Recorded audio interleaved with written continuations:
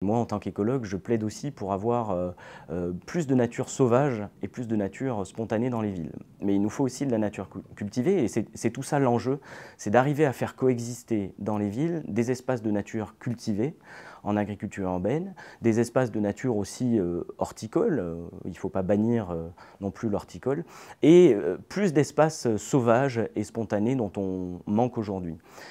Et à ce propos, par exemple, je voudrais parler des friches qui sont dans les milieux urbains des milieux de très forte importance pour la biodiversité. Les experts des friches nous disent que ce sont des réservoirs d'espèces sauvages qui vont servir justement à alimenter la ville en flore, à alimenter la ville en espèces sauvages. Donc il faut absolument les préserver quand on fait de l'aménagement. Il ne faut pas aménager sur toutes les friches, mais peut-être sur celles qui ont le moins d'intérêt vis-à-vis de la biodiversité.